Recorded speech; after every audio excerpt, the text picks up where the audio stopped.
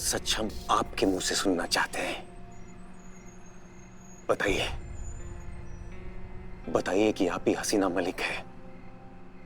बताइए कि आप ही हसीना मलिक है। बताइए। हाँ, हम हैं हसीना मलिक।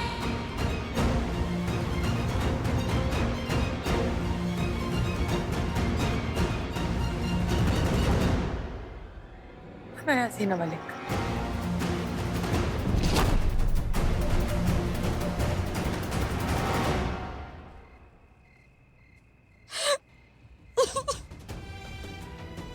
हम जिंदा हैं, हम हसीना मलिक की है।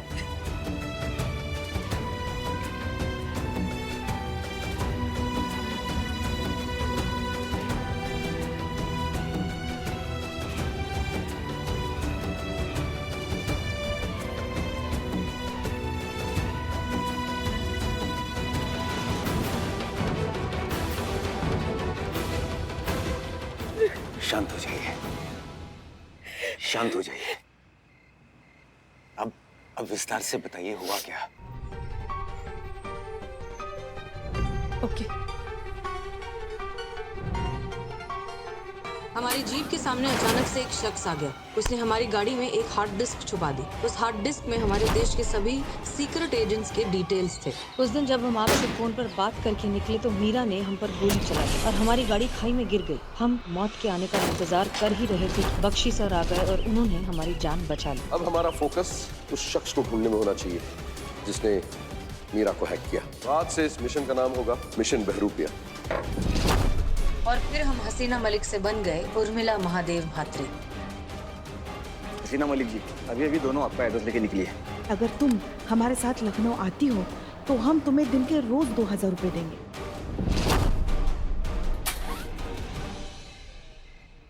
तो फिर वो हार्ड डिस्क कहाँ है? आपने उसे नष्ट कर दिया ना? नहीं, उस हार्ड डिस्क में जितना भी डेटा था हमने उसे एक पेन ड्राइव में सेव कर लिया था। और वो पेन ड्राइव कहाँ है? पेन ड्राइव हमारे लॉकेट में। और वो लॉकेट कहाँ है? साजन के पास चला गया अनजाने में। आप जानती हैं उसमें क्या है? उसमें हमारे देश के गुप्तचरों की विस्तृत जानकारी है। अगर वो गलती से भी किसी गलत हाथों में चली गई तो उसका परिणाम जानती हैं आप? ऐसी तबाही जिसे हमारा देश कभी नहीं भूल पाएगा। सब कुछ बर्बाद हो जाएगा हसीना जी। आप इतनी महत्वपूर्ण चीज किसी के हाथ में कैसे दे सकती हैं? अनुभव, हम जानते हैं गलती हो गई, लेकिन साजन उसके बारे में कुछ भी नहीं जानता और हम उसे हासिल करने की कोशिश कर रहे हैं। नहीं, आप अभी साजन को कॉल कीजिए, यहाँ बुलाइए और तुरंत वो लॉकेट वापस लीजिए प्लीज। माफ कीजिए, लेकिन हम ये पेन ड्राइव सिर्फ और सिर्फ बख्शी सर को ही दे सकते हैं। ये हमारी ड्यूटी है अनुभव, जिसे हम हर कीमत पर निभाएंगे। ठीक है, कोई बात नहीं, आप अपनी ड्यूटी कीजिए। वो पेन ड्राइव बख्शी सर को ही दीजिए। हम कल सुबह आपको बख्शी सर के ऑफिस में मिलते हैं। बख्शी सर को वो पेन ड्राइव सौंपने के बाद आगे जो प्रोटोकॉल्स होंगे वो हमारी आर्मी संभालेगी। अनुभव, ये पेन ड्राइव हम बख्शी सर को भी तभी देंगे जब असली देशद्रोही पकड़ा जाएगा। हम जानना चाहते हैं कि ये कौन है, ये देशद्रोही जिसने इतना बड़ा खेल रचा, जिसने हमें मारने की कोशिश की, जिसकी वजह से हम बेघर हो गए, हम पता नहीं कब से एक दोहरी जिंदगी जी रहे हैं। वो शख्स जिसकी वजह से हमने अपनी ही आंखों के सामने अपनी मौत पर अपने सबसे करीबी लोगों को इतना तड़पते हुए देखा है और हम कुछ नहीं कर पा रहे थे, हम कुछ कह नहीं पा रहे थे, हम नहीं बता पा रहे थे कि हम ही हैं हसीना मलिक। और अब और नहीं, हमें जानना है कि ये शख्स कौन है। हम इससे हर एक दर्द का हिसाब लेंगे और उसे उसके किए की सजा देकर रहेंगे, वो भी अपने हाथों से।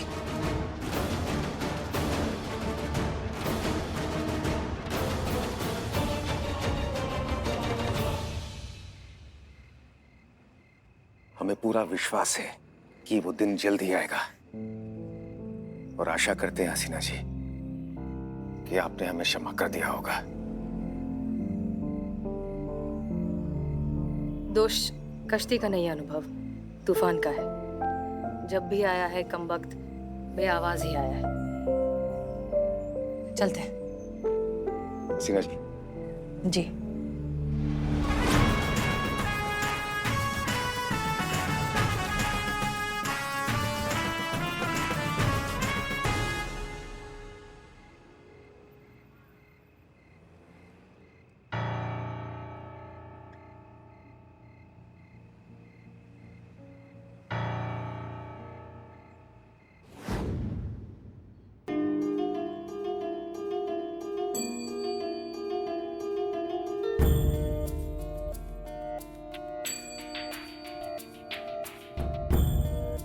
लॉकेट, दोनों जगह लॉकेट। चक्कर का है आखिर साजन की फोटो का क्या मतलब है इस लॉकेट के साथ? लेना देना क्या है साजन का इन सबसे?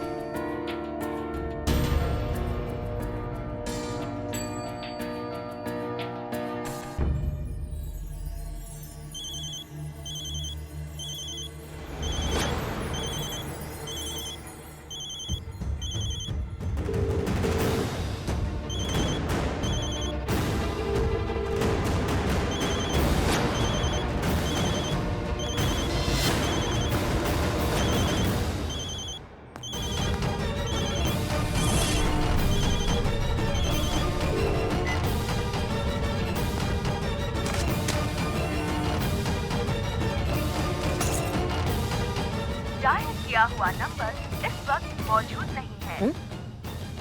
अभी तो फोन जा रहा था, अब ऑफ है।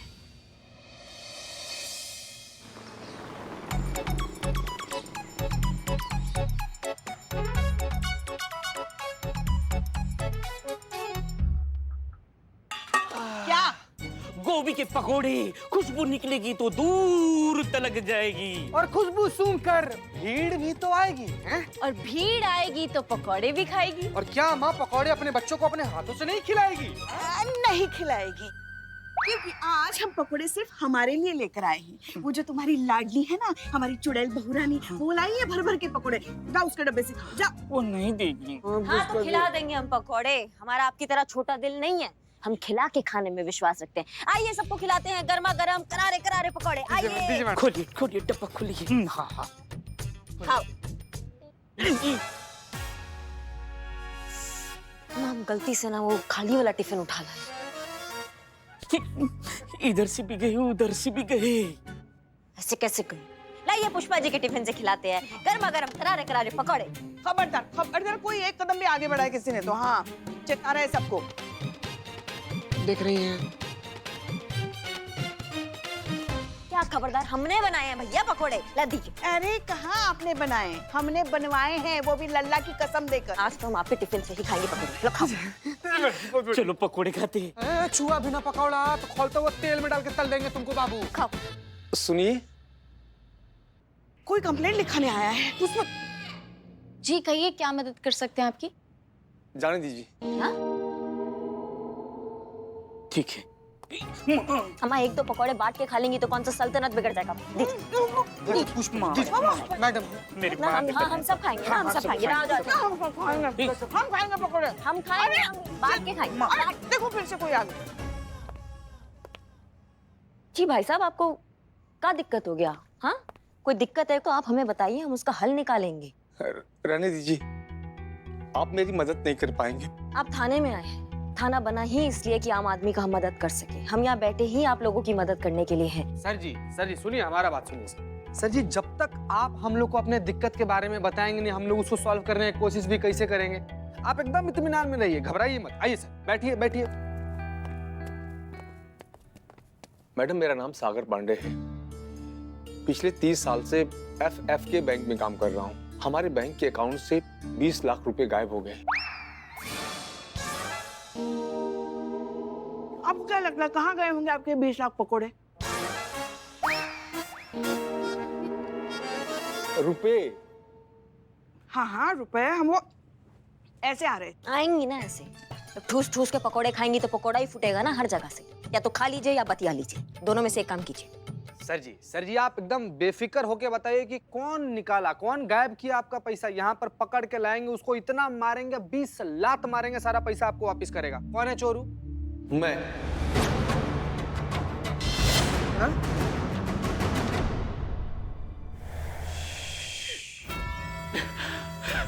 लॉकेट कहाँ है? कौन सा रॉकेट?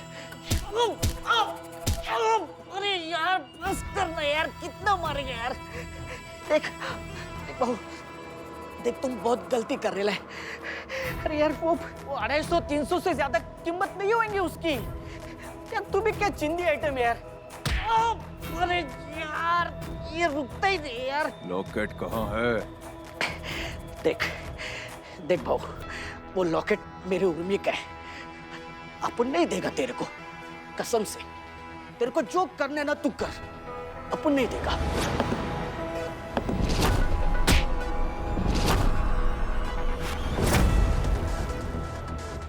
ज्यादा तो नहीं बचा है, पर जितना भी सांस बचा है ना तुम्हारा, ले लो अपनी जिंदगी का, क्योंकि हम यहाँ तक पहुँच गए हैं, और यहाँ तक पहुँच गए तो तुम्हारे पास भी बहुत जल्दी पहुँचेंगे। ध्यान रखना हमारी बात को।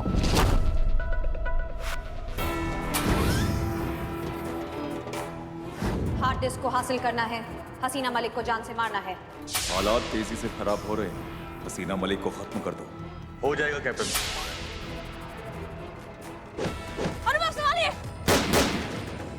हम अपनी असली पहचान जाहिर नहीं कर सकते, इसलिए हमें इसी तरह अपनी आवाज बदलकर साजन से बात करते रहना होगा। मैं 3 तक गिनूंगा। अगर तूने नहीं बताया कि लॉकेट कहाँ है तो तेरी खोपड़ी उड़ा दूंगा।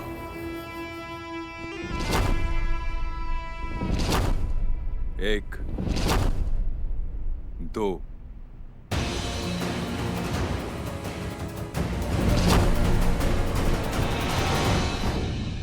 ये देखिए मेरा आईडी कार्ड।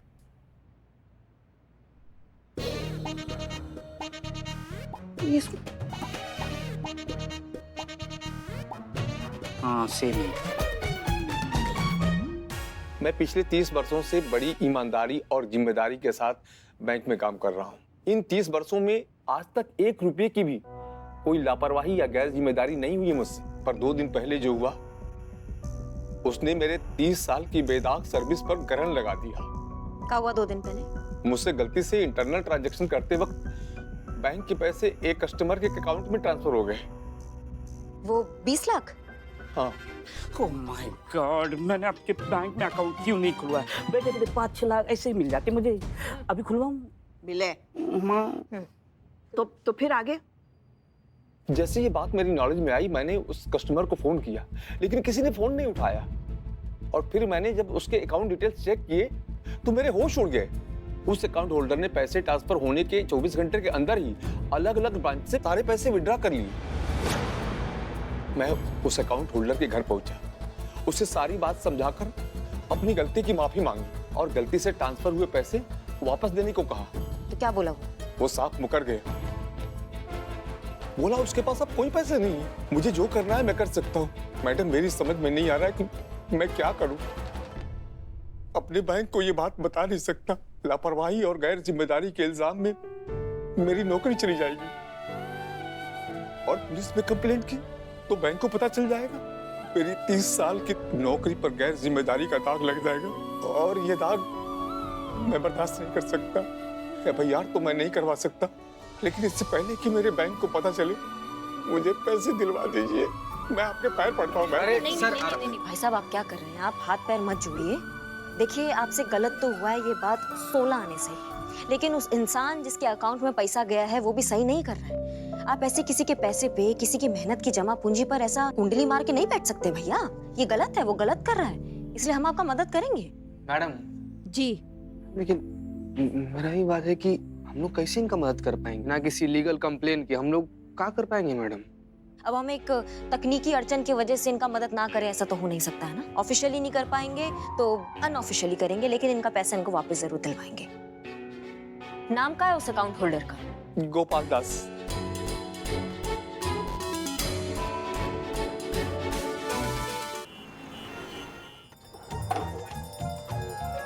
महादेव शिव शंभो, भोलेनाथ शिव शंभो, शिव शंभो, शिव शंभो। जी, आपका पूजा पाठ हो गया? हाँ, अभी के लिए तो हो गया, अब संध्या पूजन बाकी है। जी, संध्या पूजा से पहले जो हम बात आपसे करने आए हैं वो कर ले। अरे प्रिय, अरे भाई जरा कुर्सी उर्सी लाकर दो, बैठ के विस्तार से बात करते हैं। हाँ। नमस्ते। आपका बैंक है FFK bank, Prem Nagar branch. आप एक बार ध्यान से देख लीजिए, ये आप ही का ही बैंक है। ध्यान से देखिएगा। जी, तो मेरा ही है। तो आपके इसी अकाउंट में 20 लाख रुपए ट्रांसफर हुए, तो आपको पता ही होगा ना? हाँ हाँ, इतनी बड़ी रकम का मामला है तो पता कैसे नहीं होगा? 20 लाख रुपए आपके अकाउंट में? हाँ दीदी। उठिए। हाँ प्राण प्रिय। कहाँ से आए इतने सारे पैसे? सब प्रभु की लीला है। वो जो ना दे वो थोड़ा है। आपने मुझे क्यों नहीं बताया इसके बारे में? अब इसमें बताने वाली कौन सी? और इसमें बताने नहीं वाली बात कौन सी है? अम्मा देखिए, ये तो आप भी जानते हैं कि आपके अकाउंट में 20 लाख रुपए आए हैं और वो आए हैं गलती से, और जिसके आए हैं वो उसी बैंक में काम करते हैं और काफी सीनियर मुलाजिम है, तो ये गलती हुआ है। कैसी बात कर रही मैडम? ये बताइए, मैंने तो कोई चोरी अपराध नहीं किया, कोई ठगा किसी से बेईमानी नहीं की। ये पैसे मेरे अकाउंट में अपने आप आए, और जो अपने आप आता है वो सिर्फ भगवान का आशीर्वाद होता है। तुम्हारी अच्छा क्या? हम बात करते हैं, हम बात। देखिए भाई साहब, क्या है ना, ये बहुत गलत बात है। वो पैसे आपके नहीं है, वो किसी और के पैसे हैं, और उन पैसों को आप अपने पास ऐसे नहीं रख सकते। एक अच्छे नागरिक का धर्म निभाइए, वो पैसे बैंक को वापस लौटा दीजिए।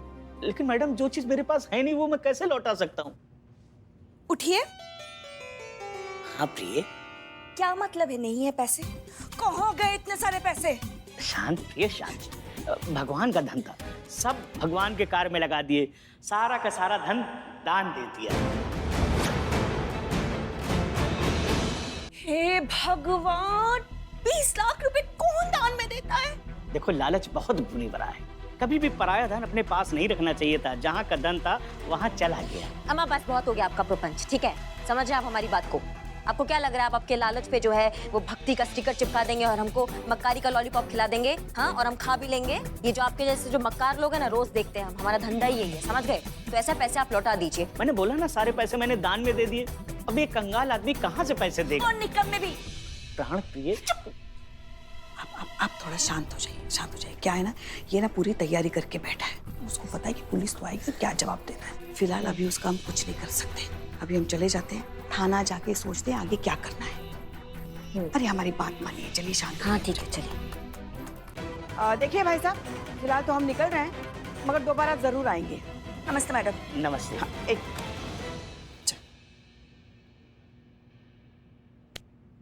अभी बताइए, इतने सारे पैसे आपने क्या किया इतने सारे पैसों के साथ? अरे भगवान, हाथ में आए लक्ष्मी को ऐसे कौन ठुकराता है? अरे प्राण प्रिय, बिल्कुल निर्बुद्धि हो तुम। तुमने क्या मुझे इतना बड़ा पागल समझ रखा है कि आई हुई लक्ष्मी को मैं ऐसे ही जाने दूंगा? अरे तो मैं इन पुलिस वालियों से बचने के लिए स्वांग रच रहा था। अपना पैसा एकदम सुरक्षित है और अच्छे से अपनी हिफाजत में है।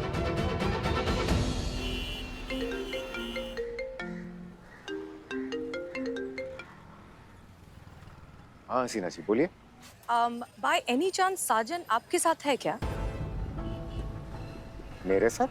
नहीं, मेरे साथ क्यों होगा? नहीं, दरअसल हमें कहीं से पता चला कि आप दोनों की अच्छी खासी दोस्ती हो गई है, आप साथ में टाइम स्पेंड करते हैं, ड्रिंक्स विंक्स भी लेने लगे हैं साथ में, तो इसलिए बस हमें लगा कि शायद। एक्चुअली दरअसल बात यह है कि साजन बेकार में ही इस सब के बीच फंस गया है। वो बहुत इनोसेंट है, उसे उसका इस सब से कुछ भी लेना देना नहीं, और उसके लिए हम अब भी उर्मिला महादेव मात्रे ही हैं। हमें बस डर है कि हमारे इस प्रपंच के चक्कर में उसे कहीं कुछ हो ना जाए। आप खामखा चिंता कर रही हैं हसीना जी, ऐसा कुछ नहीं है। वो बच्चा थोड़ी है जो गुम जाएगा, खो जाएगा या कोई उसे दबोच कर चला जाएगा। कहीं गया होगा घूमने, आ जाएगा वापस। आप इस विषय पर इतना परेशान मत होइए। अच्छा सुनिए ना, अभी हमें एक बहुत ही महत्वपूर्ण काम है, हम आपसे बाद में बात करते हैं, ठीक है? ठीक है।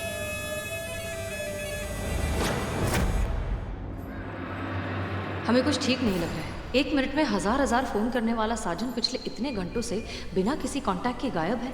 ये नॉर्मल तो नहीं है। हमें साजन के घर जाकर पता लगाना होगा।